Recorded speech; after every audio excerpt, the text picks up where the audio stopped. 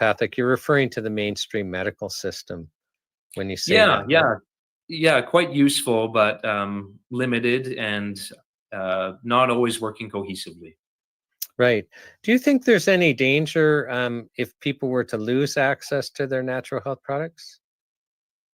Yeah, absolutely. And it's not something that's going to be readily apparent until the body, starts showing different symptoms. So there's been a lot of talk about different micronutrients and macronutrients and what exactly to put in, which really isn't too much of our business to try and figure out if we had a balanced diet with regard to the foods we're naturally growing.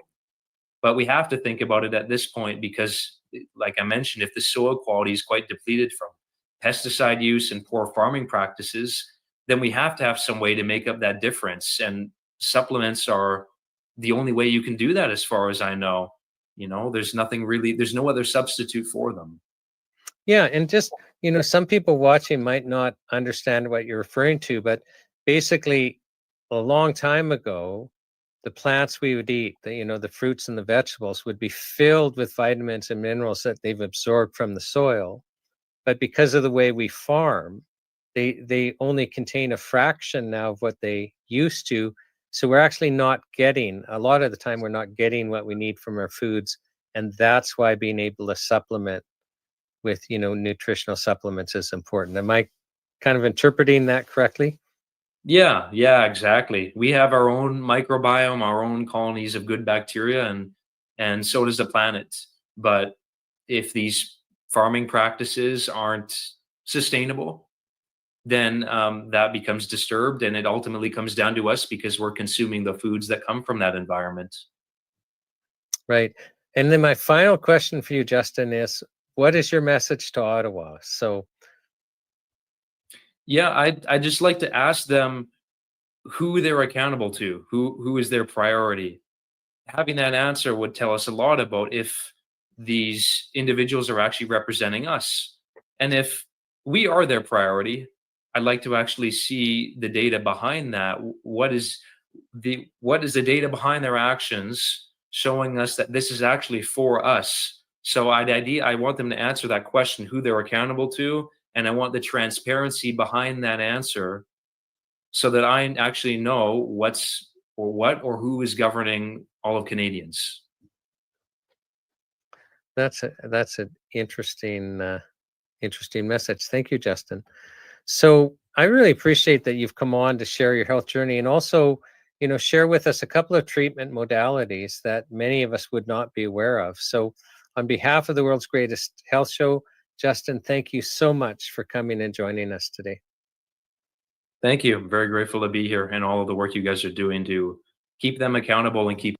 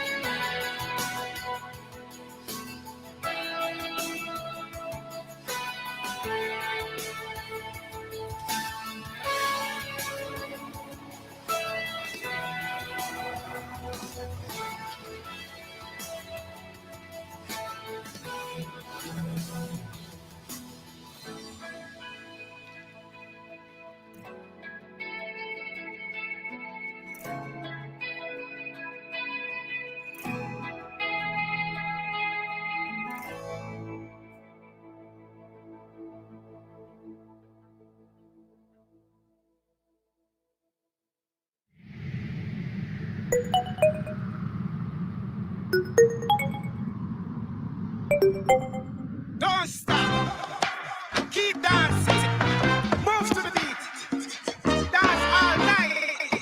Keep clapping. Keep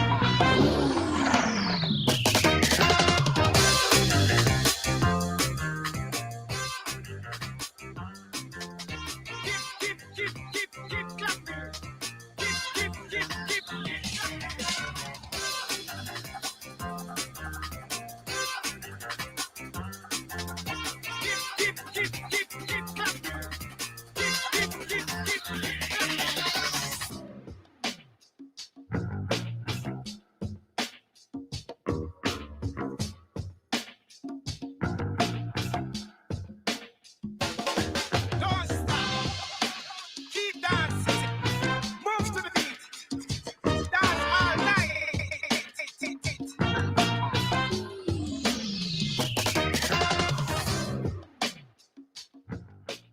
Good evening, Whitehorse. Everybody I know is getting distracted by Sonny's food there. Hey, Sonny. How about this food, though?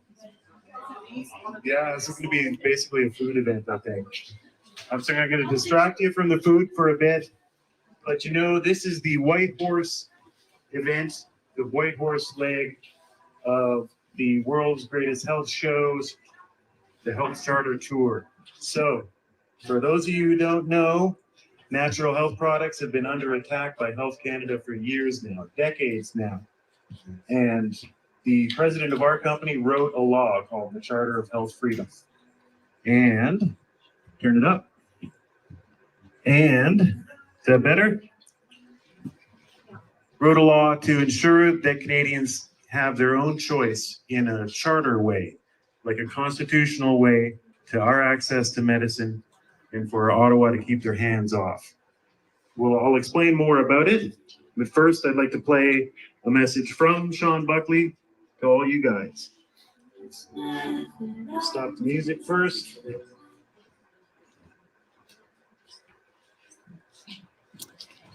Hello, my name is Shawn Buckley with the Natural Health Product Protection Association, and I'm very excited to be addressing you up in Whitehorse.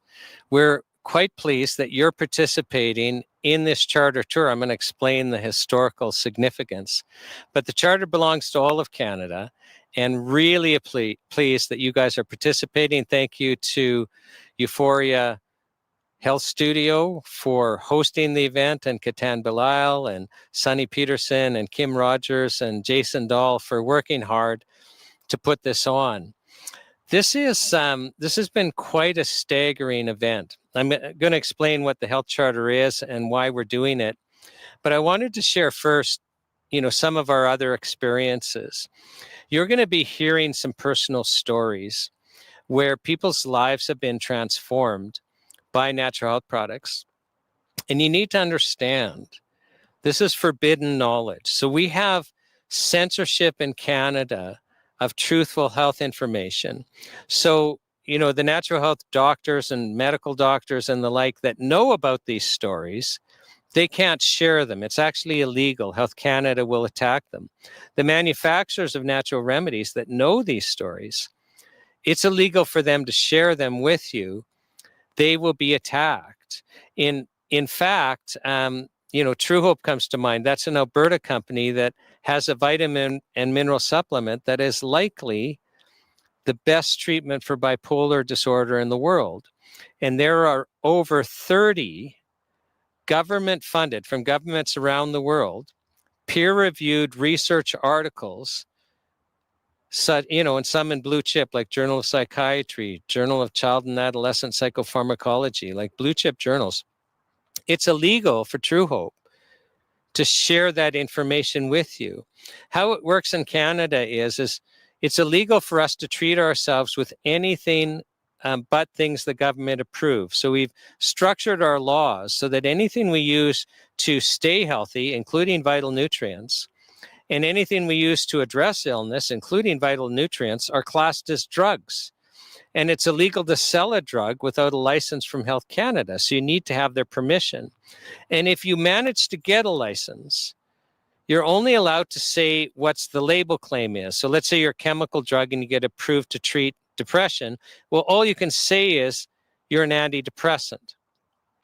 Now, this protects the chemical drug industry, and how it protects them, I'll just give you an example that happened to me in court. I'm in a federal court proceedings with Health Canada, and Health Canada brings in this outside expert, a psychiatrist, that all this person does is runs a company to get antidepressant or psychiatric drugs approved by Health Canada. And I'm at him for days. He's under oath. He's being examined by me, and he starts complaining to me, well, how hard it is to get a new antidepressant approved by Health Canada. He says, you know, I've got to give Health Canada 2 double-blind clinical trials showing that the drug works, meaning that there's a statistical separation in symptom reporting between the chemical and the sugar pill, which we pretend means the drug works.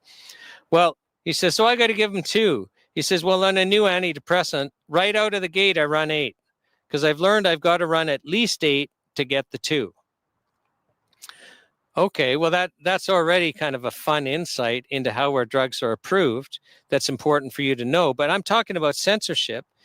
Did you know that it is illegal? So if they're successful and they get approval to use that antidepressant, all they're allowed to share with the public is this is an antidepressant, which means that it's illegal for them to share with you the 6 failed clinical trials. It's illegal for them to share with you if people are reporting to them about deaths, reporting to you about serious adverse reactions, because all they're allowed to say is it's an antidepressant. Now, this doesn't help you make good health decisions. The law should be that all information about any product, whether it's chemical or natural, must be publicly available so that we can make proper health decisions.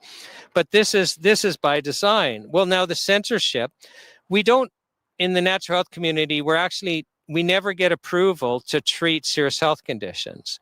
So we've structured our laws, our drug approval laws, so that, and there's always exceptions, but by and large, but for the most minor of conditions, like, toenail fungus, the only drugs that can get approved are novel chemicals, which is why, you all know if you engage the government-funded healthcare system, you're going to be offered surgery and you're going to be offered synthetic chemicals as treatments. Well, this is by design.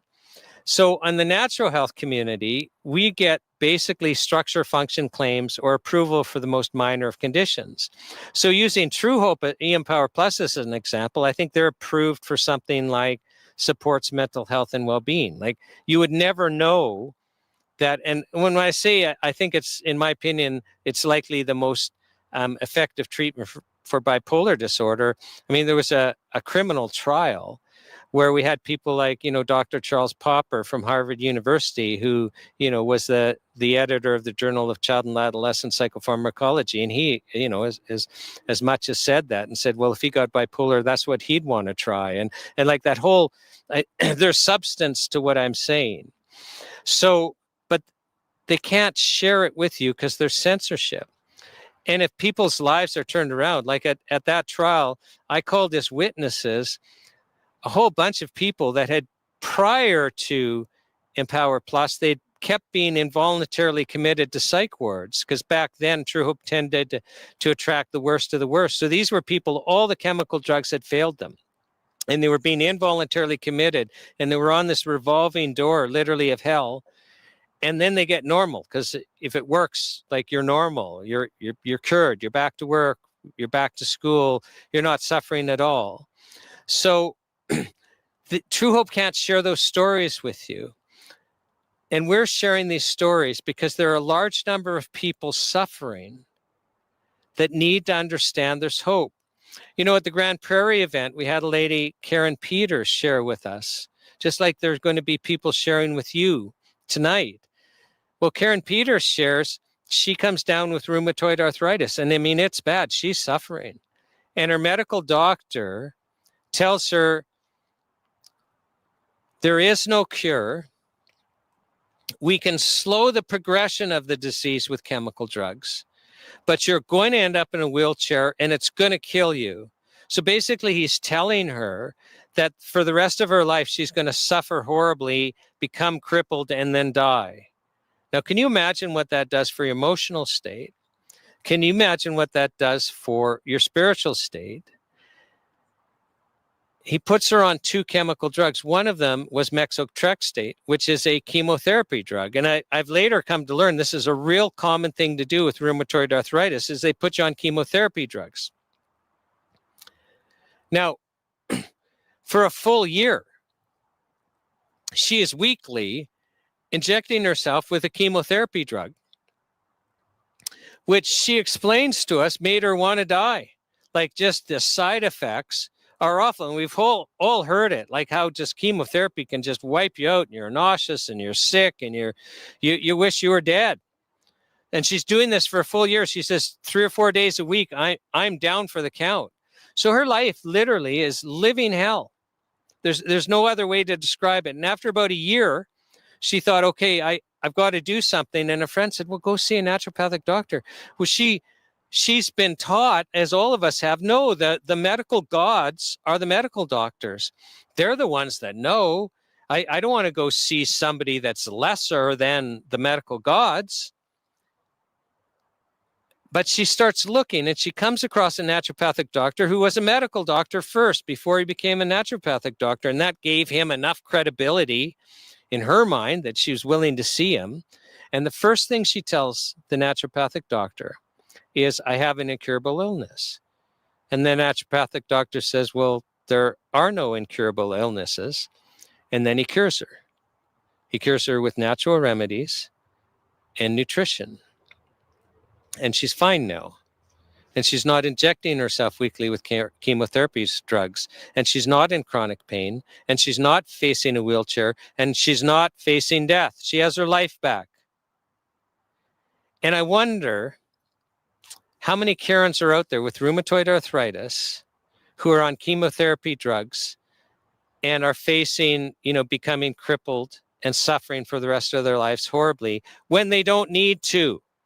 Is it like 10,000? Is it 50,000? Is it 500,000? How many? Another person comes to mind. She was a young mom who had restless leg syndrome. That's what the medical doctor told her. And so what would happen is if she went to lay down at night, she described it as like electrical shocks into her legs and her muscles would twitch. And the only way to stop it was by walking around. So she's up all night walking around. She's getting fatigued. Her immune system's getting wrecked. She's getting depressed. She's getting so fatigued, she's losing the ability to care for her 2 young children. And she's getting hopeless. And the medical doctor is saying, well, we don't have a treatment for restless leg, but I'll put you on a Parkinson's drug. Well, she looks into it, and the side effects are horrific. There's like no way. She doesn't want to be a Karen, like injecting herself with a drug that's just going to wipe her out every week and literally disable her and lead to other things. I'll back up with Karen. The naturopathic doctor said if you kept on the methotrexate, it will give you cancer, not if or it will. So this young mom, like, she doesn't know what to do, and a friend says, go see a naturopathic doctor. Bang, oh, you need magnesium. It's gone. It's solved. And she was one of the first ones that I interviewed for the health show.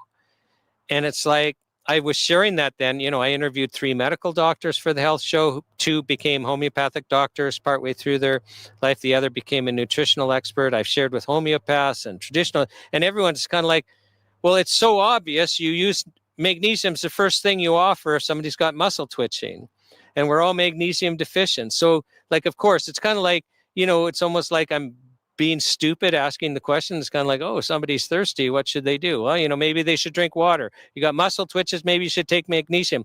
Well, why didn't the medical doctor know that? And how many young moms out there with restless leg are on Parkinson's drugs and becoming disabled? Did you know, and Professor Alan Castles, who's a speaker at this health show, shared with us, I already knew it, but you might not know, that the 3rd leading cause of death in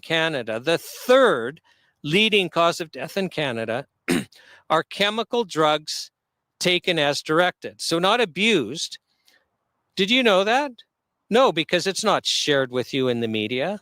It should actually be our law that, or our drug policy, that you should be discouraged from taking a synthetic chemical drug till you've tried all the natural alternatives, including nutrition. Because one of the things that we've learned in this health show is that our food supplies it's really not a food supply anymore. So the government has control over our food supply through the Canadian Food Inspection Agency, through Health Canada. You know, I wonder, is it possible for our foods to be more toxic without there being a citizen rebellion, without there being, that light bulb moment where we all go, oh my gosh, we've trusted you over our food supply, and now it's toxic. When I'm doing live events and I say to the crowd, surely none of us 20 years ago when we went to a supermarket, was it occurring to us at all that we needed to be paying attention of our food because we trusted the government. Now some of our speakers like Udo Erasmus and Nick Mancuso come to mind, who share with you they basically became toxic and needed to detox. It was life and death for them. This toxic overload is real. It's like we're all on a walking journey and the government, through their toxins, have put 100-pound weights on our backs. We're still able to walk around. We're still able to work. We're still able to climb hills, but it's harder because we've got this weight on our back. I wonder, do any of us actually know what it's like to be healthy anymore? Because we're not supposed to have this toxic overload. Everyone watching this, everyone at Whitehorse, you all have glyphosate in you. If we tested you, you've got glyphosate, just to pick an example. And that is an awful chemical for you to have in you. So we've all got this toxic overload. Now let's talk about nutrition in our foods. I'm going to say something revolutionary, and it might shock some of you. I'm being facetious here. Did you know the human body needs certain nutrients to be healthy? Who knew? Well, actually, we all knew. And if you're not getting the nutrients you need to be healthy, then you become unhealthy. And then you become chronically sick. And then you go to the only medical system we have where the only legal treatments are synthetic chemicals, by and large designed to treat symptoms of chronic illness. And now we'll be treating the symptoms of your malnutrition. This is our model. This is the world that you live in. Speaker after speaker after speaker has been making it clear to us, you cannot get the nutrients you need in our food supply. Our food supply is literally dangerous now. The United States Department of Agriculture regularly surveys food to measure the amount of nutrients in it. And 100 years ago, you could just eat fruits and vegetables and grains and get all the minerals, just to speak of minerals, let alone vitamins, that you need. You didn't need to supplement. Our food was food. Our food, we eat food to get the nutrients we need to be healthy, not just survive, but to be healthy and thrive. And our food did that. And now it doesn't. I think, I could be wrong on the year. I think it was their 1949 report where they went out of their way to sound the alarm and say, we're losing these nutrients. And if you're missing this nutrient and this nutrient and this nutrient, you get this chronic illness. And if you're missing this nutrient and this nutrient, you get this chronic illness. This isn't a surprise. This isn't unknown. But we've engineered our food supply where it is impossible for you, even if you're eating healthy, even if you're eating organic and raw and doing everything right, you can't get what you need to be healthy. We had Udo Erasmus as one of the speakers in our Vancouver event, and he says there's this list of essential nutrients. And they call them essential nutrients because if you're missing even one of them, you will die. You become chronically ill and die. And we can't get what we need in our food supply. You literally have to supplement. But Health Canada, and it's how this is by design. We've got this toxic load. We can't get the nutrients we need in our food. And then the third whammy is it's actually illegal for supplement manufacturers to give you supplements with the dose you need to be healthy. We have what's called recommended daily allowances. And if you followed them, you're going to be chronically sick. And I've represented manufacturers. Health Canada goes after them if they try and give you more than recommended daily allowance. One of our speakers is Dr. James Lunny, who speaks about vitamin D and how Canadians are chronically deficient, especially in the wintertime. You know, we don't have a flu season, we have a low vitamin D season. Well, you guys up in Whitehorse, you get so little sunshine in the winter that you must supplement with vitamin D. Well, it's only legal in Canada because Health Canada restricts us to sell you vitamin D where the maximum dose is 2,500 international units. That's micrograms. You can't be healthy on that.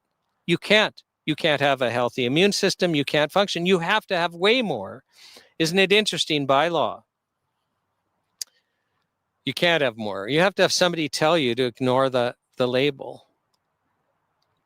That's where we are in Canada. And that's why what you're participating in it is so important. These stories that are forbidden, you know, like the young mom with restless leg, Karen with rheumatoid arthritis, and we could go on and on. You know, we had in Lloydminster, Jan, who suffered with Crohn's disease for 30 years. Like you don't go out when you have Crohn's because you got to know where the next bathroom is. For 30 years, her life is truncated where she's got to know where the bathrooms are. You don't go out for dinners. You don't go out on family outings. She's disabled with Crohn's for 30 years until she comes across a natural health practitioner that solves her problem with nutrition and natural health products. How many Jans are out there suffering for decade after decade when they don't have to? And if you share this health show, because your event tonight is being taped, and we're going to broadcast it as part of the health show. These speakers, even though the health show ends on October 25th, we're posting the whole days online. Get people watching. Get Canadians to understand there's this whole natural health community. You know, the health food stores, we've got to protect them. Canadians don't understand what a resource that they are. So participate. We're so pleased, Whitehorse, that you're involved. We're so pleased that you're participating. We need you to participate. We need you to free people. They don't have to suffer. There's this whole world of healing out there, and we're just so thankful that you're part of it. Please subscribe to our email at nhppa.org. We share events like this. Upcoming, we're going to be having a campaign to support Bill 224, which is now before Parliament, which is going to help us protect our access to nutrition and natural remedies. We try to make it easy for you to participate on this health charter tour. You can send an e-letter to your MP asking them to pass this into law. You're participating in history with this petition. You're participating in history with this charter tour. And I'm personally really pleased. Thank you for participating.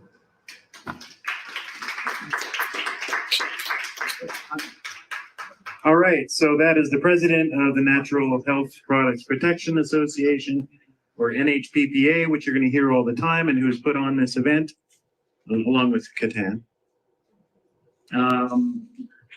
So think of Shawn as maybe the preacher today, and I'll try to be the historian. He's trying to get a lot of emotional, powerful stuff out there. There might be people here tonight that are like, what the heck is this? What are we doing? So the NHPPA was started by Shawn, who is a constitutional lawyer, after he got involved with that company he mentioned, True Hope Canada in Alberta.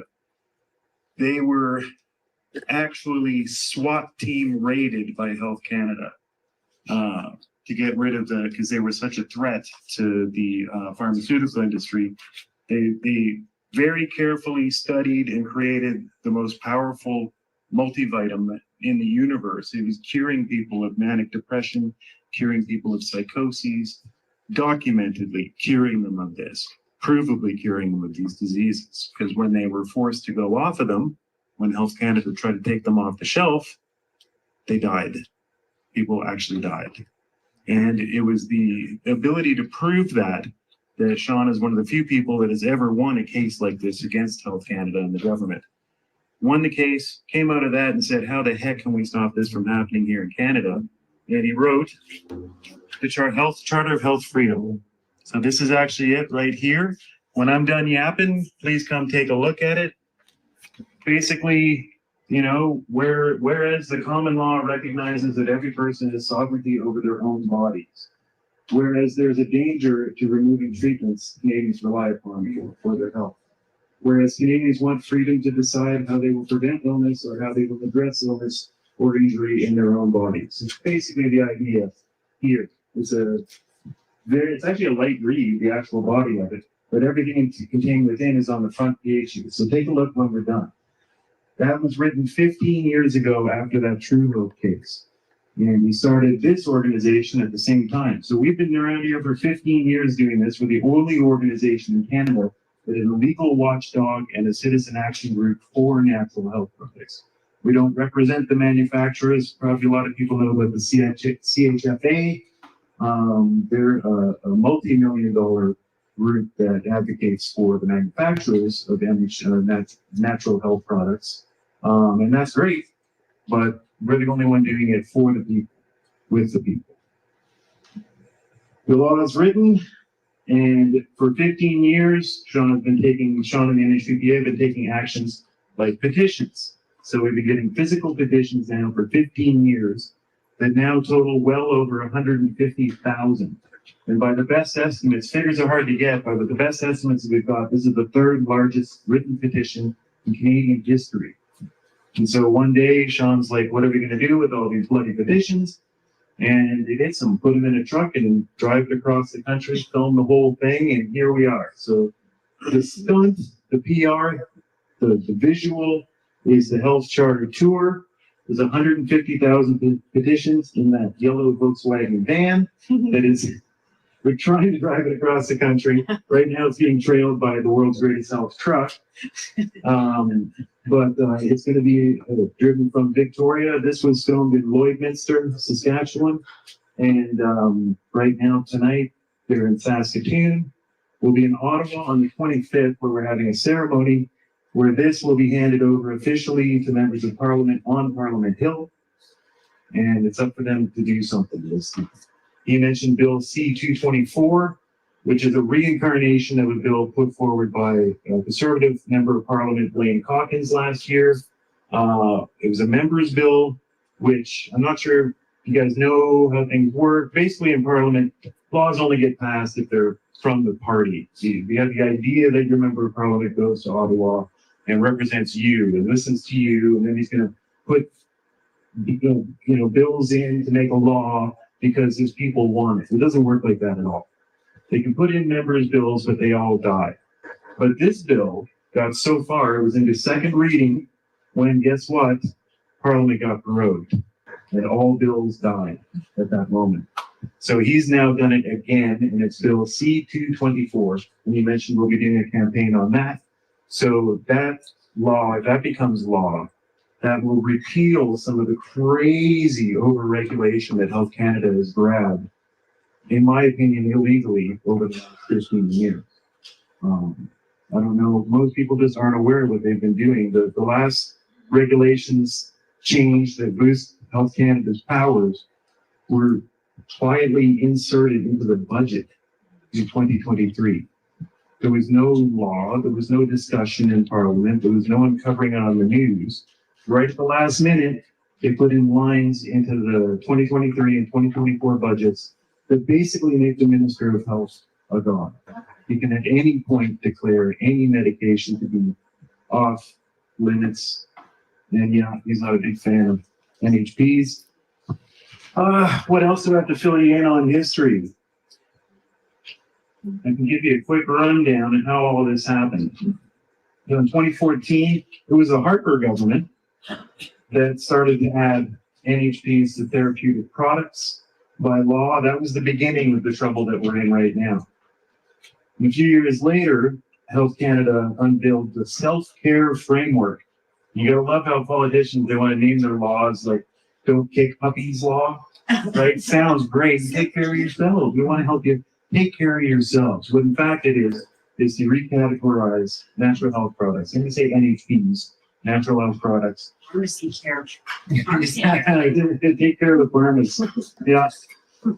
That they would oversee all therapeutic products. And because of the original Harper action, that now included natural health products. And C-47 in the 2023 federal budget, I discovered that. And then cost recovery. So now that they're built with as therapeutic products, they have to go through the same process, Shawn touched on this, as other chemical drugs have to be. So massive, expensive testing, which is BS testing, as Shawn was just saying. Do your 8 to get your 2. And $5 million a day fines if you don't comply. And we saw, even if you can put up with that, we saw what happened with Trudeau Canada. They'll just come in with guns. If you can afford the $5 million fines, they'll just come in with guns. They're not messing around with these. So to prevent this, we've got the law, but if they need to hear you, we've got postcards here, just your name, and it goes right to Brendan Hanley. And you can leave them here and I'll. Yeah, we got a big stack going here. I'm so impressed with, such a small town. We've got so many signatures already. There is also the actual petitions here. So then we'll go into with me and that'll fly to Ottawa. I'm going to Ottawa on the 25th for the ceremony. And I can't wait to see that. We do have merch. We have hats, shirts, $30. Bumper stickers, $5. All profits go directly to this event, which is massively expensive. We're broadcasting from 7 a.m. until 10 p.m. every day. It's easy to find us. If you go to NHPPA.org, you'll see that we're broadcasting. You can watch this show, which is touching stories and powerful stories from citizens, from professionals, from manufacturers, from retailers, telling about what's happened to them under this self-care framework. And a chilling vision of the future, but also hopeful. You hear real people who have gotten over cancer, they've gotten over restless leg syndrome, everything under the sun with natural health products when they were withering underneath chemical drugs. With that being said, I want to say thanks, Kaplan, for hosting. Amazing, sunny, the food. Welcome. And a big hand. And I'm going to be indulgent to play you guys. There's also lots of free drinks at the bar here. You got kombucha, juices, smoothies, and shake chai. So help yourself, please. Yeah. Cool. I'm going to sign off this portion by playing a short film that explains something about how Canada works. And then get more food, get more drinks. I'm going to have these petitions here in the store for a while until it's done. So if you're talking to people and you want them to sign, I guess they can go online, but you can also send them here. I'll talk to them and I'll get them to sign the petition. The petitions are physical. That's the real Yeah. point of this is that, a physical petition has got 1,000 times the power with politicians than e-petitions do. We still do them, but the kind of numbers you need for an e-petition are insane compared to paper. They feel it when you send paper.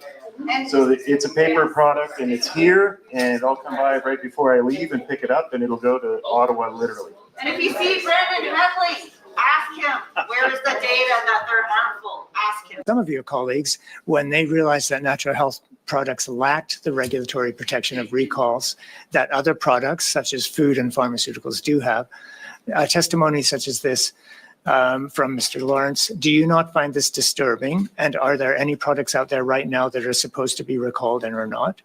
Another point of testimony, how do we make sure Canadians are confident in the products they're buying when there are so many holes, gaps, or issues, whether they be contaminated products, expired products, or not even knowing where these products are manufactured or where they're coming from Mr. Patzer? I saw Brendan Hanley at the Tom Cochran concert. I wanted to kick him. The relationship between Health Canada and the pharmaceutical industry, as represented by RX&D, formerly the Pharmaceutical Manufacturers Association of Canada, or PMAC, operates through a system termed clientele pluralism. In such a system, the state has a high degree of concentration of power in a single agency, in this case Health Canada, but it does not possess the ability on its own to meet the objective of providing safe and effective medications, and some authority must be relinquished to the drug manufacturers. This low degree of autonomy exists because of a lack of expertise and because of the political orientation of the state. An example of the former was the decision to allow the industry to co-develop the standards for the inspection of drug plants. An illustration of the latter was the delegation of responsibility for regulating promotion to the industry and its allies. On the other hand, the association representing virtually all of the multinational companies operating in Canada, RX&D, is highly mobilized to assume a role in the making and implementing of drug policy through an elaborate committee structure. It also has the ability to act on behalf of its members and the capacity to bind member firms to agreements. Not only does the state, in this case Health Canada, turn over some of its authority, but the objectives that are being pursued are ones that are often jointly developed between RX&D and Health Canada. In this scheme, Canada is positioned as a shadow regulator because it is not known for guaranteeing public safety through the release of timely, sufficient, and effective warnings about drug safety, but rather shadows or mirrors the position of expert regulators, e.g. the United States, when it approves new drugs. NHPPA is advancing a charter of health freedoms to ensure that pharmaceutical manufacturers and health regulators cannot influence each other, and to maintain Canadians' rights to natural health products. Join us, and together we will protect Canadians' access to natural health products. Hi. Hi, Sunny. Hi, how are you? I'm very Yeah. good. Thank you for all the great food tonight. You're welcome. Would you mind introducing yourself to Okay, the yeah. viewers of the Greatest Health Show? And my name is Sunny Peterson. I live in Tagish in the Yukon, a small community. And I'm a hunting outfitter. And we are probably the only hunting outfit that has organic food all the way through. Apart from the caribou, moose, sheep, what we eat, there's sourdough bread and all organic food, and just healthy nutrition is what I So live if with. they go out with you guys, it's all organic, natural food. Yeah, my husband Wow. thinks it's too much, but it's all good. I always say we eat there too, and everybody needs to eat healthy. Right. So Right. yeah, What's the name of the outfitting company? South Nahani Outfitters South Nahani.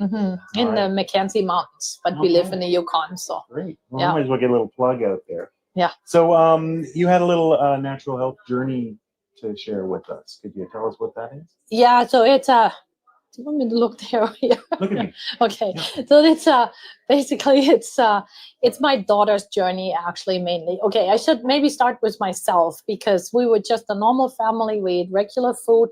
Sometimes I look at the old pictures and I'm like, did we really eat that? You know, like Aunt Jemima syrup instead of maple syrup. Like, when did this happen?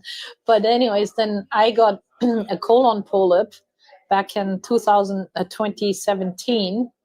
And that's when I started getting more interested in health, and I started reading up.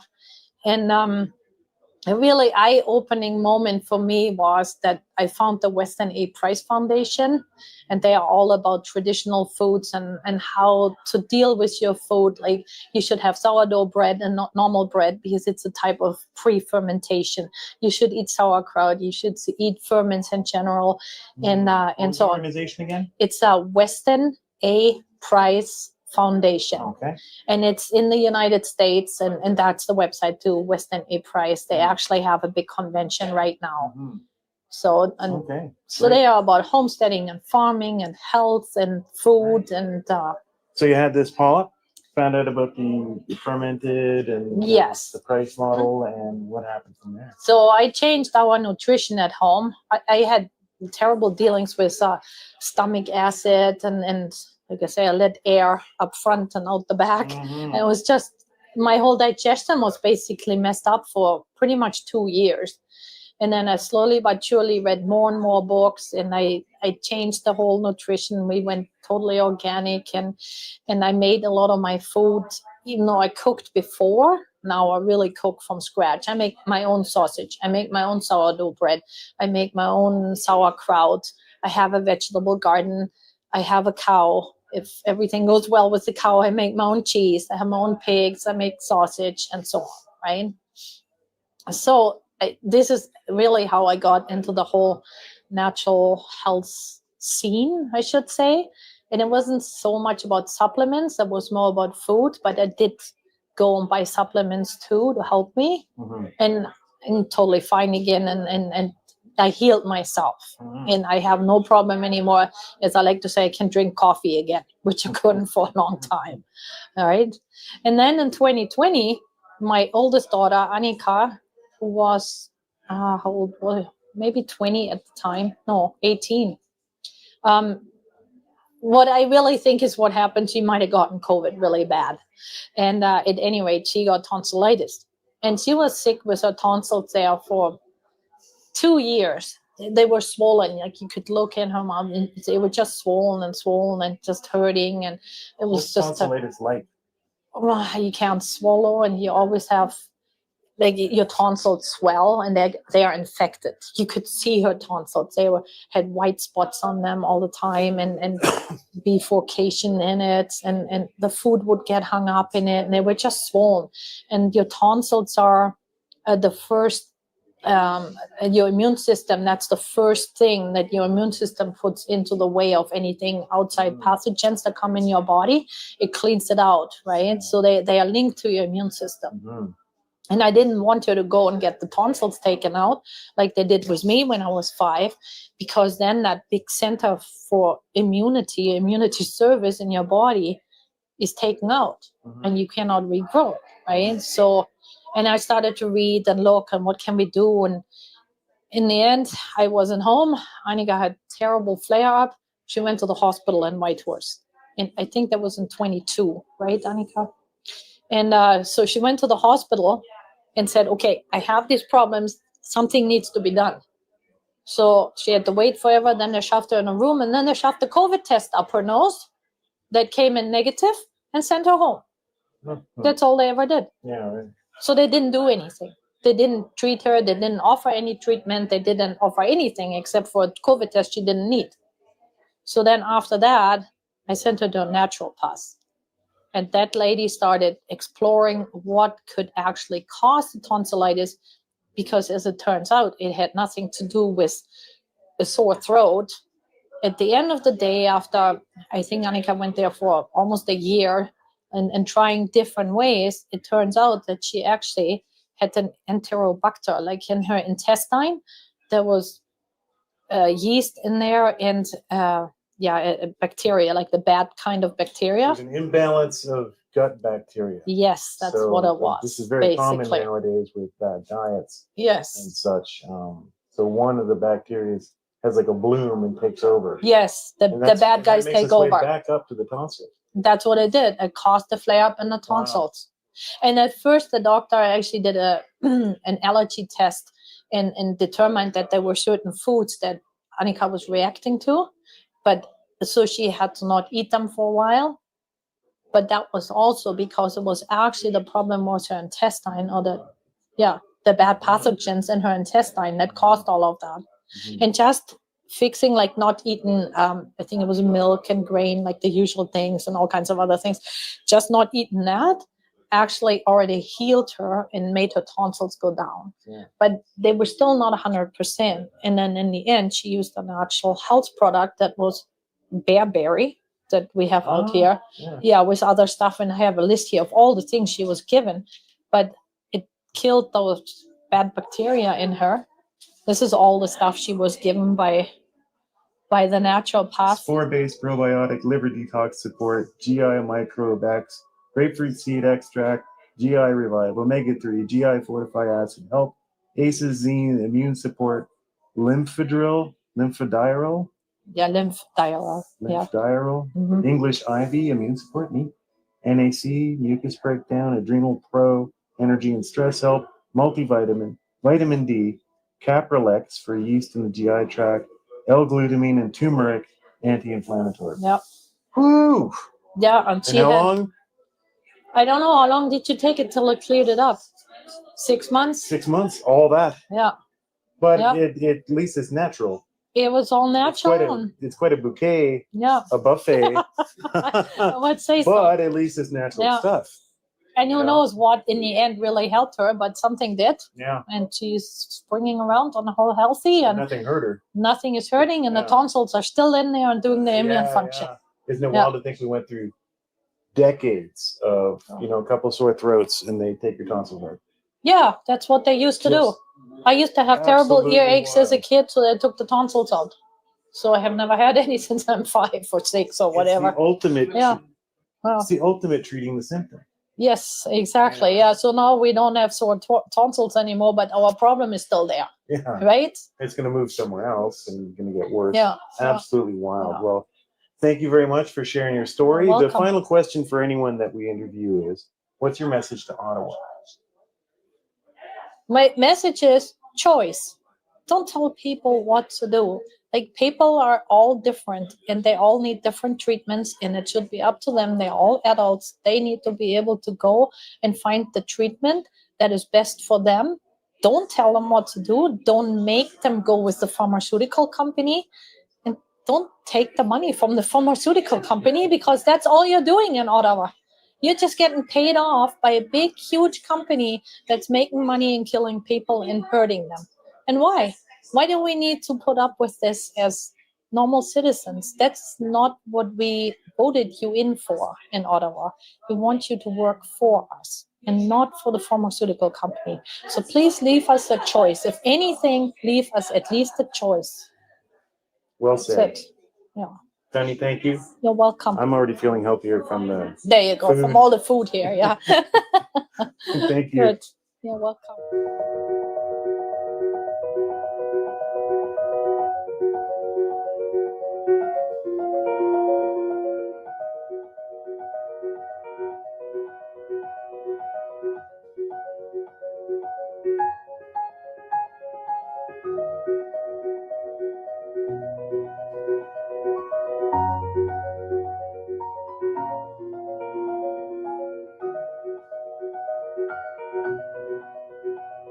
For those I have not, my name is Callie Simmons. I am a naturopathic doctor since 1998. I'm an islander. I have lots of family here. I'm a mother of 6.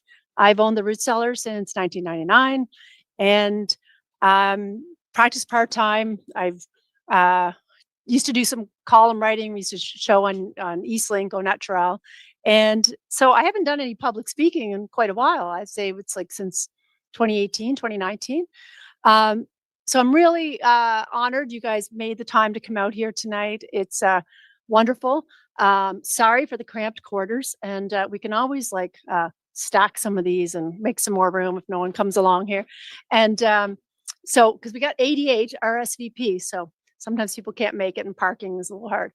But I wanted to just give some information. I know that, healthcare is very challenging these days, and, accessibility, and often people are frustrated because it's they wait and they get in there and it's maybe not even necessarily, the way they want to go. So we all at sometimes need a hospital or a conventional medical visit. But if you're trying to kind of take care of yourself as naturally as possible and minimize, prescription use and things like that, then I feel like there's so many basic things that people could be helping themselves on their own. Okay. And people like us, we're private. We're not part of the public system. So we're not accessible to all. We're covered by people's private health plans. And I think a lot of people don't even really still know what we are. So we are primary care providers. In most provinces, we are regulated, and PEI hopefully will be there within the year. The government is very keen to do it this time. And so we're like natural GPs, natural family doctors. So we're trained in the same sciences as your family doctor, okay? And we have 4,500 hours of training. So it gets a little blurry because people say naturopath, and there's a lot of even under people's insurance. It's like a naturopath. Well, I saw a massage therapist. I saw a hypnotist. It's not the same as what we do. So we are trained to diagnose. We know how to order and interpret blood work. We are trained in botanical medicine, nutrient deficiencies, diet.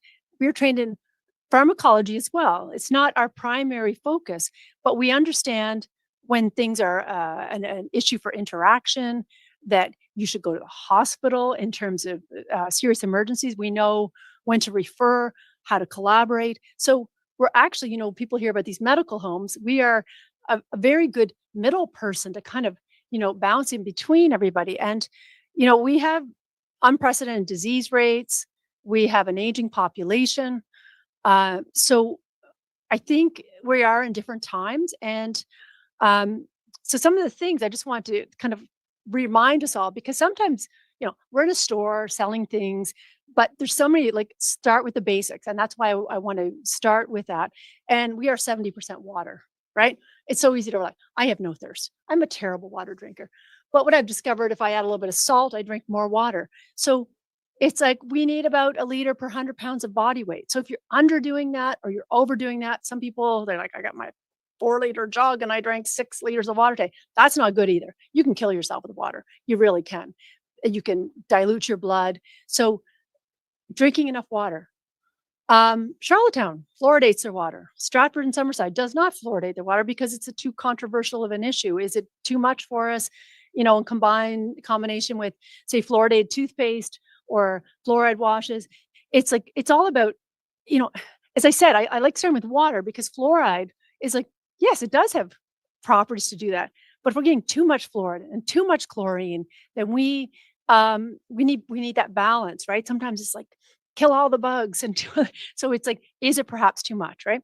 So, and if you live near a farm, be wary of like perhaps runoff. Well water, natural well water is the best.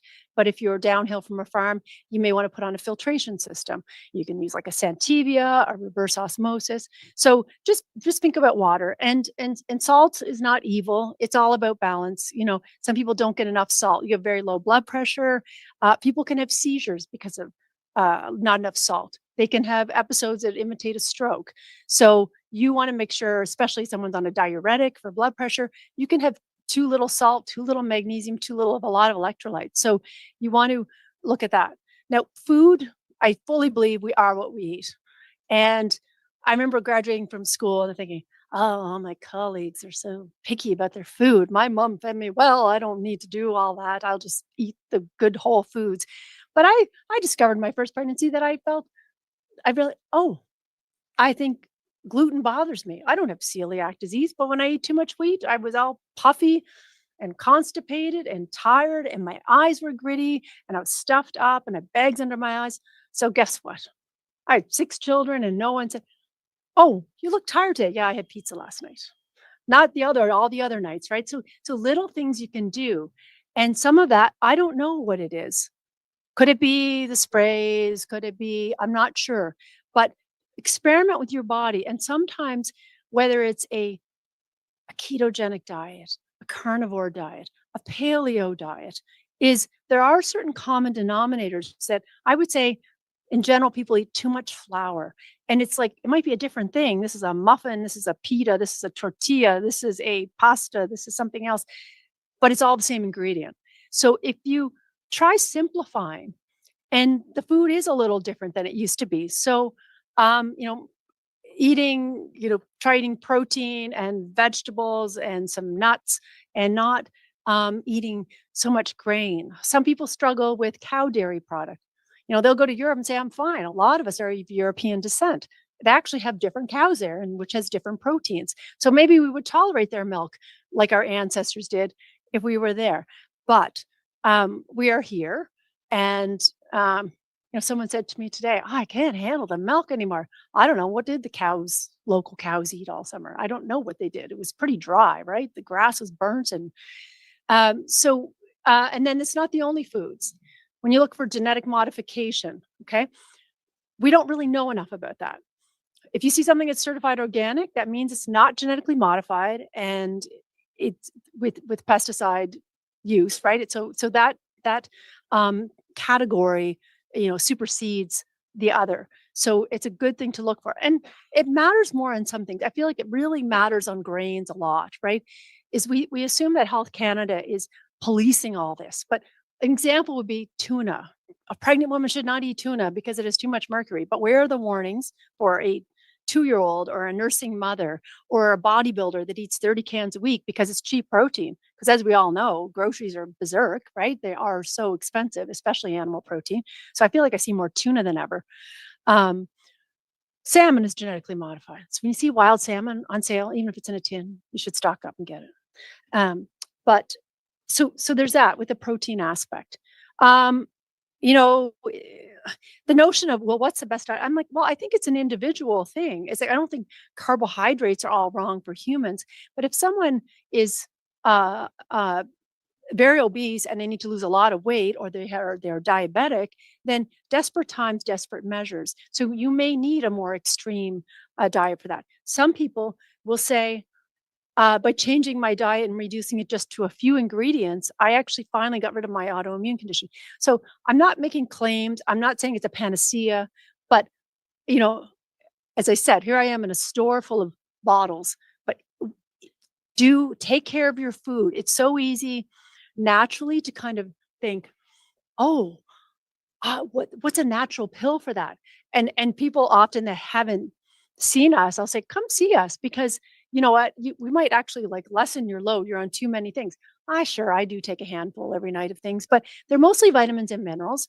And if that keeps you not getting sick and you're pain free and you feel good, and then I'm okay with that, right? The term is supplement, not replacement. It's not meant to replace your food. Water, food, those are the most important things. But things like, say, when it comes to those nutrients, vitamin D deficiency is extremely common. Okay, only Health Canada even did a survey, and StatsCan, and they found that 25% of Canadians supplement vitamin D. Only 10% have optimal levels. It's cheap. Okay, it's like you can get it anywhere. You should take it with food. And my parents took it at school in the form of cod liver oil, right? It was capsules and it was liquid. No, it was liquid first, and then it was capsules. And it was a good source of vitamin A and D. So vitamin D, you can safely take between upwards of 4,000 units. That's according to Health Canada. The Europeans say it's 10,000. I have seen one person be above normal on 10,000. So around 4,000 or 5,000 with food is very safe. And ideally, what you do is you check your levels, because if you're too low, you can't get it up with 4,000 or 5,000. You might need 15,000. Okay. And why do you care about vitamin D? It's not just bones, it's respiratory infections. Okay. There's very large meta-analyses, which means a meta-analysis when you take all the good studies and you say, what are the overall findings? Okay. So those studies show that respiratory infections like flu, even with COVID, even though they poo-pooed it, vitamin D has been well established to improve immunity. Okay. So that's an easy thing you can do. Seasonal affective disorder, correlation with pregnant women and autoimmunity. B vitamins. The B vitamins are the, so first of all, let me just go back for a second, because we learned this in home ec, I think it's a long time ago. But macronutrients, right, are fat, protein, and carbohydrate. Micronutrients are vitamins and minerals. So the cofactors, the vitamins, minerals, help the other bigger nutrients turn into the building blocks of the body. So the structure, the function, and fuel. Okay, we think of carbohydrate as fuel. But when we think of it this way, it's like, okay, yes, what can I do to support all of that? Like, it's exciting and it's empowering. But we don't really, it's not emphasized enough. It's not emphasized enough for children's education. It's not emphasized enough in conventional medical training. Is that the importance of it? Like Hippocrates, right? Food shall be thy medicine. And it's like, let's take care of first things first. And then sure, like insulin was a great discovery. Antibiotics were a great discovery, but they're not the source to wellness. Use them when you have to, but not as a way of life. Okay. So back to the B vitamins. B vitamins, so that's how we need enough B vitamins to make neurotransmitters. So maybe before someone goes on an SSRI or an anxiolytic and they say, well, all I drink is coffee and muffins and I'm jacked up on caffeine, maybe I could try changing my food, add in some B vitamins. I'll pee them out if they don't work or I don't need as much. And so within that, you say, well, what foods have B vitamins? Well, nutritional yeast and beef liver, and there's lots of foods that have it. But when you see a label that says 100% of your RDI, well, whoop-de-doo, because it hasn't been changed since the Second World War. It's like vitamin D, it was like 200, 200's good, 200's good, 200's good. And then it's like, I don't know, now 20 years ago, 10 years ago, once they changed they said, oops, sorry, I think we missed a zero there. Okay. So the same with all these other nutrients is that perhaps we're underestimating, or simply our needs have changed because we're being challenged in ways we've never been challenged. I said, we've got Wi-Fi, we have more chemicals, we have less, people don't just like live off their farms like they used to. There's more packaged food, there's more caffeine. It's like that, I was just in Italy and it's like, okay, well, that's coffee, but it's like, I just have one a day. Well, it's this big. Just because it's in one glass doesn't mean it's one, right? Anyway, so B vitamins for your mental health, your cognition, your mood, your energy. So I'd like to, yes, there is a handful of nutrients, and I'm kind of going through them, that like start with that. And so instead of taking one drug for one symptom, try taking optimizing one nutrient for multiple benefits. And so make something like magnesium. Let's skip over to minerals. And magnesium is involved in about 500 reactions in your body. And so you can't turn glucose into energy without it. It is needed for a nerve cell to rest in between. So whether it's this epidemic of ADHD or Tourette's, muscle twitching, muscle cramps, fatigue, anxiety, insomnia, it's not saying that magnesium deficiency is the source of all of those problems all of the time, but let's rule it out. Okay. And what happens if you take too much magnesium? You get diarrhea. So you knock it back. Okay. The body has mechanisms to get rid of what it doesn't want. And so see what improves at that. Does tachycardia improve? Do palpitations, blood pressure? There is one exception to that. Anyone with kidney disease needs to be very careful, and they're an exception, and they have to be followed and carefully guided, because there's different rules for kidney disease, especially dialysis. So please don't take that as kind of a one size fits all. So zinc, male health, in keeping testosterone good, and immunity. Zinc is very important in terms of even healing and aging and the elasticity of the skin. I don't know if everybody here remembered Gifford Jones, and he spoke. He attracted 400 people. We had a little room, and we're like, whoa, we're not going to fit in here. And Gifford was public speaking until into his late 90s, and he'd had a heart attack, and he formulated something with vitamin C and lysine. And it doesn't have to be his formula, but he went by the research that existed to show that just vitamin C and lysine is an amino acid, could repair the endothelial lining, that the research was there. And that's what he did. That's what he did to help himself. So when we talk about evidence-based versus non-evidence-based, there is lots of evidence. And if you guys go on PubMed.com, use that search engine and key in something you're curious about and see, is there evidence to support it? You don't have to understand the whole study, but if you understand the abstract and the general findings, and sometimes, it's dose, right? Some people say, oh, curcumin's really good for things. Yeah, but you can't just sprinkle it on your food. It's not quite like that, right? You have to kind of consider it's a therapeutic dose.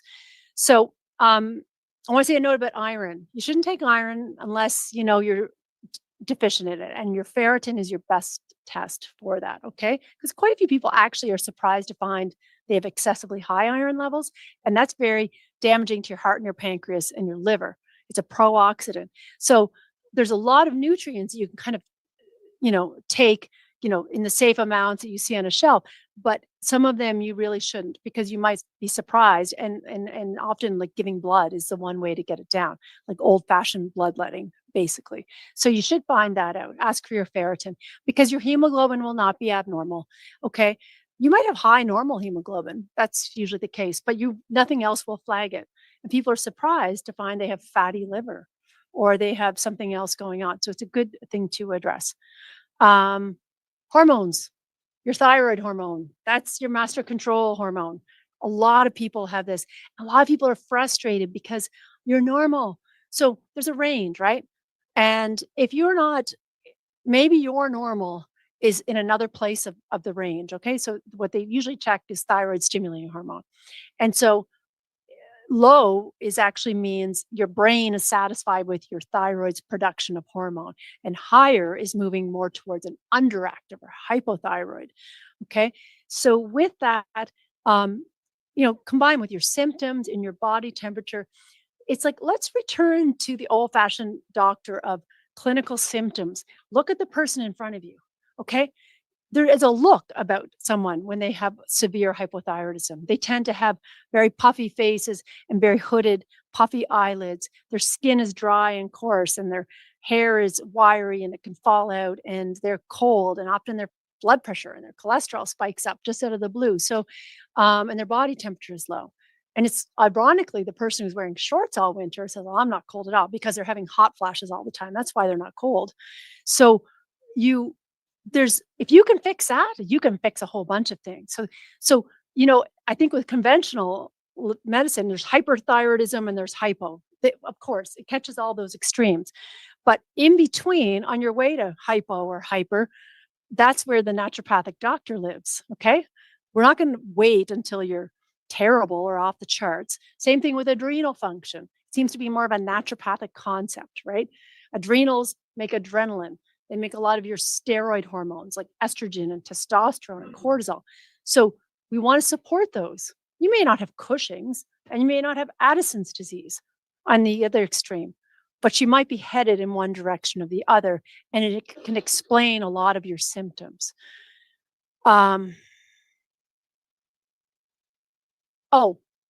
Bacteria. Did you know that we are 9 parts bacteria and 1 part human?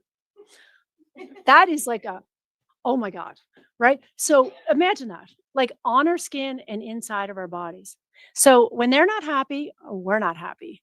And you hear the term gut instinct and the second brain. So now we know it's like, okay, where's that come from? Like, why do people have a gut instinct? The vagus nerve, their 10th cranial nerve, sorry, I keep creaking along that, making an annoying creaky sound. It's connected to the gut. And 85% of the serotonin in your body, which serotonin is the neurotransmitter that's the most common antidepressant, anxiolytic drug. It's mostly so it's a selective serotonin reuptake inhibitor. That's what it stands for. Okay. It makes the serotonin stay around longer in your body. And then eventually it turns into melatonin. Okay. And that's what serotonin is supposed to do. It's made out of tryptophan and it needs the help of B6. So there's that pesky nutrition coming in again. You can't draw blood from a stone. You can't eat muffins all day and drink coffee and expect to feel okay. Okay, it's just impossible. You need to eat enough protein and you need the B vitamins to make these brain chemicals. But who makes them? Well, the good bacteria make them in your gut. And this information, there's a two-way communication. There's bacteria that make GABA. A lot of people know that there's GABA supplements. Well, GABA is the opposite of adrenaline. Okay, it binds the GABA receptors. And drugs like Ativan, benzodiazepines, that class of drugs, they bind the GABA receptors. So this is how our own body makes GABA. So it's like when we get, unfortunately, too many antibiotics and sometimes our start can be rough. Like it wasn't so much an issue with other generations, but you might not get a good start in life with this, or you might have had a lot of antibiotics as a baby, or you got really sick and you had to have Cipro, or you had tetracycline for acne as a teenager. That can be kind of a shotgun to a good bacteria. So then replacing those, and it's not really in the food anymore. So things like kefir, coconut or dairy-based, sauerkraut, kimchi, kombucha, these are all sources of natural probiotics that you can get. So basically what happened is after the Second World War, we had all these leftover chemicals. So, well, what can we use these for? Well, they kill pests. They're really good pesticides. And so the soil has become altered. So the carrot from grandma's garden you eat with the dirt on it is not giving the same microbes that it used to. Now people hear prebiotics. That means it's the food that feeds the probiotics. Something like inulin from chicory root. So if someone's taking probiotics, like inulin, it's like garlic and artichoke, specifically Jerusalem artichoke, I guess. Onions, these are all kind of good gut foods for you. Women, there's like 25% of women at least, because over half the population is over 50, and that's growing. And usually women live longer than men. Go girls. Anyway, sorry. Anyway, with that is that I think women are confused depending on how old you are, like that we got, oh, there was HRT and there was a birth control pill and there was women's lib and all of that. And then it's like, oh, it's bad. 2003, a study came out and it's like, we thought it was good and we thought it prevented heart disease, but no, sorry, it didn't. And it had some benefits, but that study was done on pregnant mare's urine with equine estrogens and a synthetic progestin that could cause birth defects in a pregnant mother. It's not the same thing as an own woman's progesterone and estrogen, okay? They're not bioidentical. The term's not natural versus synthetic. It's bioidentical. So if you're deficient in something and all of a sudden you're perimenopausal, you're menopausal, and all of a sudden it's like, I'm anxious, I can't sleep, I can't remember anything, I'm going to get divorced, and I gained 10 pounds for no good reason, like I have no sex drive, I love my husband, but I don't want him, like all of that, right? Is that way anyway. Then progesterone deficiency has been well established. Like I like progesterone way more. If some women need estrogen, but a lot of women, if they have a little extra belly fat, are making too much estrogen. So that's where testing comes in and looking at your progesterone and estradiol levels. So women, never take estrogen without knowing you're estrogen deficient. If you're progesterone deficient, it's not a bad thing. In fact, a lot of things, it's the jury's still out on it, but the progesterone has a very protective effect of being deficient in it. Like even women with uterine cancer, when they get chemotherapy, get natural progesterone with it because it works better than just the chemo alone. So progesterone, it's about, again, balance. Too much water will kill you, so will not enough. Okay, so, and that's all I have to say about that. So does anyone want to ask a question, or are we going to go to the video, or where are we for time? Oh, Hello. hey, Shawn. Oh, no, he's a video. Yeah. I'm so sorry that we're late. We were driving from Winnipeg to Drayton, Ontario, and lo and behold, there was an accident involving a police car, and they had that highway just shut down. So we're a good hour later than we were hoping to be. We were hoping to be in this room a lot earlier. How much time do I have to talk? Because there's some really important things I want to get across before we take questions.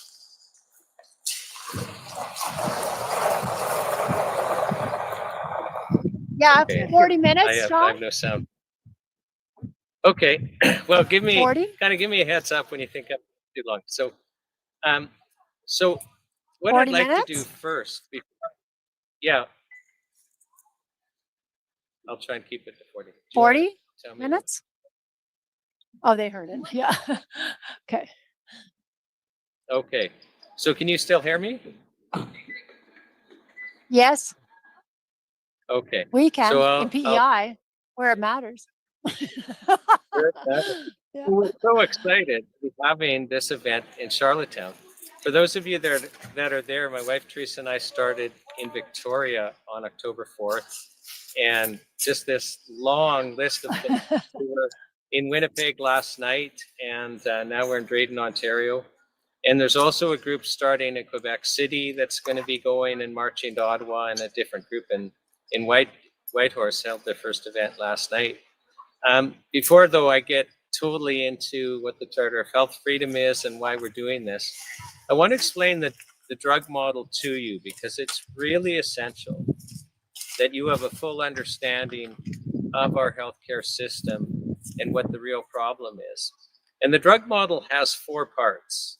And the first part is our government defines drugs so broadly that it includes absolutely everything that you would use to prevent yourself from getting sick or treating yourself if you were sick. And this is by design. This is deliberately broad. So if I was literally to say to one of you there, boy, you look dehydrated, can you drink some water? I will be making water a drug. And if I was to sell water to treat dehydration, I would have to get a license, a site license, a product license. It would be terribly expensive and complicated. And the point I'm making is everything, even water, is a drug if we're going to use it to prevent illness or to treat illness. The second part of the drug model is the federal government has made all drugs illegal. And you go, well, wait a second, we have access to a whole bunch of things. Well, what they've done is they've made it law that you can only sell a drug if you have Health Canada permission in the form of a license. So as soon as they do that, every drug's illegal, and then Health Canada grants temporary exemptions in the form of a license. So it means that in Canada, the only treatments that we are allowed to use to either stay healthy or to treat illness, including natural things like ginger tea or water, they're illegal. Unless you actually get Health Canada permission, you can't manufacture it, you can't provide it, you can't even give it away for that purpose. Like sell includes giving without consideration. The third part of the drug model is you make the approval process so absolutely complicated and expensive for anything but the most minor of conditions, so that the only drugs approved by and large are synthetic chemicals that had a patent when they went through the drug approval process. And I get that there's exceptions, but the rule is I mean, everyone, I can see the room, for the life of everyone in the room and everyone that's going to be watching online, there's only been one drug that's gotten through the new drug approval process that didn't have a patent, that wasn't a synthetic chemical with a patent, and that's Primarin. So this is by design. So by design, we've basically made it illegal to treat ourselves with anything but synthetic novel chemicals that had a patent. So that's the third part of the drug model. And I mean, intuitively, you already knew that, because everyone knows that if you have to go to the hospital for an emergency, so you have a heart attack, or you've been screened for cancer and they text you saying it's stage 4, go to the emergency, or you have a mental breakdown, except for surgeries, what you're going to be offered in the universal government healthcare system are chemical drugs. Like we've all had that experience, and I get there are exceptions, but the rule is you're going to be treated with chemical drugs, and this is by design. And we don't get good health outcomes that way. If we were to abolish our drug policy and we were to say, look at how do we get good health outcomes for serious health conditions, not a person in the world is going to get back to us and say, Canada, I know how you can get good health outcomes for serious health conditions. Just make it illegal to treat them with anything but synthetic chemicals that haven't been invented yet. We'd go, you're mad. Because that's absolute craziness. But how this intellectual patent game works is when the patents run out, the drugs are made for a while, they're now then generic drugs. And then a lot of them, once the drug companies get a new one approved for the same condition, and once you've got a couple new ones for the same condition, and that's what the medical journals are publishing research on, and that's what the medical schools are pushing, and that's what the drug reps are pushing, all of a sudden we're using them, even though they may be less effective and more dangerous. And then a lot of the ones off patent, they stop being made. We all have heard the term orphan drug. That just means nobody's making it anymore. So the people in this room, we're going to be treated by and large with chemicals that didn't exist when we were born. And our children are going to be treated with chemicals that didn't exist when they were born, which will be different than the ones that we'll be treated with. And that's the game. And it has nothing to do with health. And the interesting thing is so we have the federal government making it illegal to treat ourselves with anything but synthetic chemical drugs. And then the monopoly on accessing them is the federal government funded healthcare system, which really is the marketing arm for the only drugs that they allow us to treat ourselves with. And this is all held together by the fourth part of the drug model, and that is absolute censorship. So remember I told you you have to get Health Canada approval. Well, they'll give you approval just for a condition. And so for the chemical drugs, they get approved for conditions. So let's use antidepressants as an example. A chemical drug company can get a drug approved to treat depression. And so they can call it an antidepressant. They can say it treats depression. And now in our natural health world, because we can't actually get approved to treat specific conditions like depression, let's say you can treat depression, well, you may get approved for a claim like supports mental health and well-being, something that really won't communicate to the public anything. So how does this censorship work, and why is it so important to Health Canada and the federal government? And that is, it's essential because it maintains our confidence in our universal healthcare system, which is the marketing arm for the chemical drugs. And I'll just share with you a story that will illuminate how this works. So I'm in a federal court trial some years back with Health Canada, and Health Canada hires an outside expert, this big gun psychiatrist. And what this psychiatrist did for a living is he ran a company that got psychiatric drugs approved by Health Canada. And I'm examining him under oath. This was going on for days. And at one point, he starts complaining to me about how hard it is to get new antidepressants approved by Health Canada. And he says, I got to give Health Canada two double-blind clinical trials showing that the antidepressant works.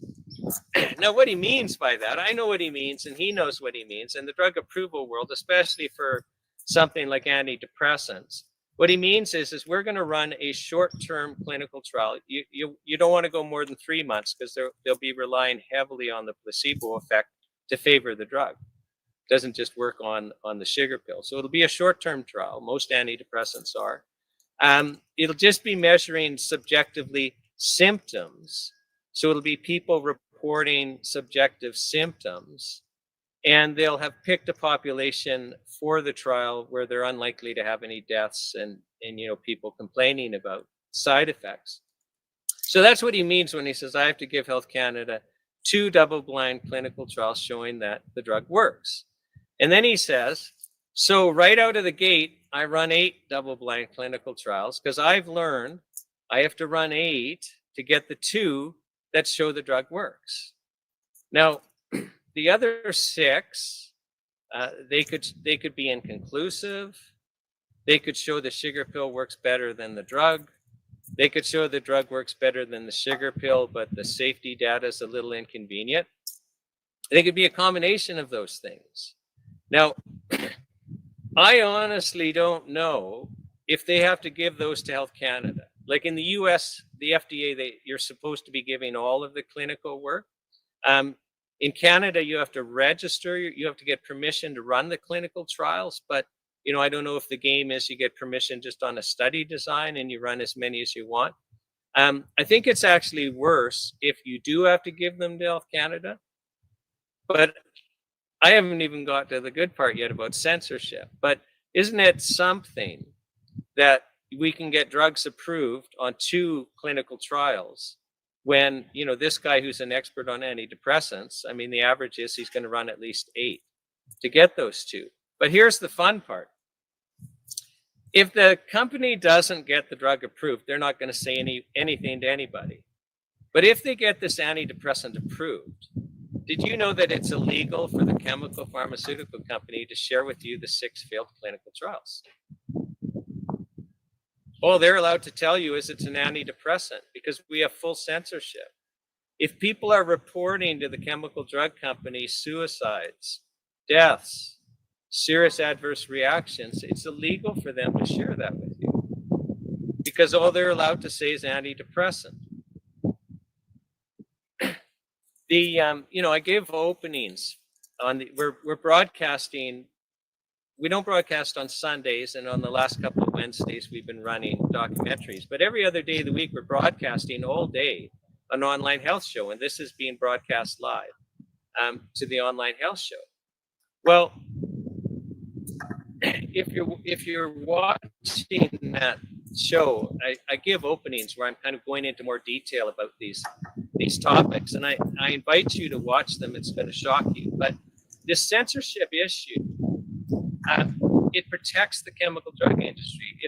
If you understood what a fraud or drug approval process was, and if you understood, if the law was that all information on treatment had to be shared with you, and that should be the law, but like the NHPPA, we take the position that all information known about a treatment, chemical or otherwise, should be shared with the public. But if that was the law, none of us would use the government-funded healthcare system, not a single one of us, except for surgeries, or with extreme caution. One of the things we've learned with this health show, well, I knew it, but most people go, what? And you can watch, we had Professor Alan Castles from the University of Victoria share with us that the third leading cause of death in Canada are chemical drugs taken as directed. And this isn't just prescription drugs, this is over the counter also. So the third leading cause of death in Canada are synthetic drugs taken as directed. Now, these drugs are also involved in another leading cause of death, which are highly preventable medical errors. So one of the most dangerous things we can possibly do is take a chemical drug, and yet by design, they're the only legal treatments for all but the most minor of conditions. And they're the only treatments available to us in our universal health care. And we can't know about the dangers. We can't know about the good information about them. Really, no information can be shared with us, except the researchers can publish. They can publish the research. But they tend to only publish the favorable trials, not the negative ones. And likely that's by contract or just self-interest, I don't know. So let's now talk about our food supply and nutrition and just get around to the problem we're having with natural health products. So the government's been in control of our food supply for a long time. So Health Canada and the Canadian Food Inspection Agency, they've got control over our food supply. And when I'm with a live audience and I suggest to them, like 20 years ago, when you went to the supermarket, it didn't dawn on you that our food was dangerous. Like, we trusted. I know I trusted. To me, it's like, no, the government's taking care of this. My food's safe. I don't have to worry about it. And when we were having some technical problems trying to log in, and I heard somebody mention glyphosate. Well, if everyone watching this is tested, we all have glyphosate in us, every single one of us. Even if you're eating 100% organic and doing everything right, you got glyphosate in you. And that's just one awful chemical. But all of us, we're just filled with toxins. We're absolutely filled with toxins. And, now I'm wondering, if we got together and said, how on earth could we get as many toxins? Like, what's the level of toxicity we could have in our food supply without having the whole population react? Like, we might be there. It's absolutely scandalous how many toxins are in our food supply. And it's like you're on a walking journey and the government's put 100 pounds of toxins on your back that you have to carry around. You can walk around, you can go to work, you can climb hills, but you've got a weight on your back. You're not at your best. And I expect that none of us in Canada actually know anymore what it's like to feel healthy. I mean, just think about that for a second. So, and these toxins are a huge problem in our health. I've heard some experts say there are really only two health conditions, toxicity and malnutrition, or a combination of the both. Now, the next problem with our food supply is that the nutrient levels have been going down and down and down. The US Department of Agriculture does regular surveys of the vitamins and minerals in our food supply. And our food supply basically is no longer food. I think it was their 1949 report. I could be wrong on the year, but it was around then, where they again had measured and said we're in a critical situation, and they started listing saying, hey, if you're missing this, you're going to get this chronic illness. And if you're missing this nutrient and this nutrient, you're going to get that chronic illness. None of this is a secret. Well, we can no longer get what we need. And, you know, I almost sound like a rebel or feel like a rebel when I say this. And I hope I don't lose credibility, but I'm going to say something that's absolutely true. Might challenge Health Canada and the government of Canada, but the truth is the human body needs certain nutrients to be healthy. Like, who knew, right? I mean, it's so simple. We had Udo Erasmus as a speaker at the Vancouver event, and he was saying, you know, there's this list of essential nutrients, and they're in these various categories. And when I asked him, it's like, so okay, like if we're not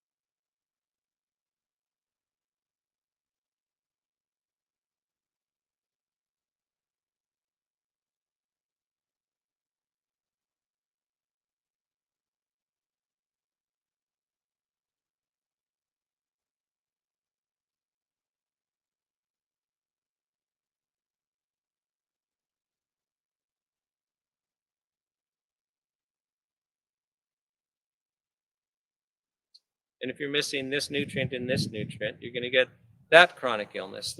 None of this is a secret. Well, we can no longer get what we need. And, you know, I almost sound like a rebel or feel like a rebel when I say this. And I hope I don't lose credibility, but I'm going to say something that's absolutely true. Might challenge Health Canada and the government of Canada, but the truth is the human body needs certain nutrients to be healthy. Like, who knew, right? I mean, it's so simple. We had Udo Erasmus as a speaker at the Vancouver event, and he was saying, you know, there's this list of essential nutrients, and they're in these various categories. And when I asked him, it's like, so okay, like if we're not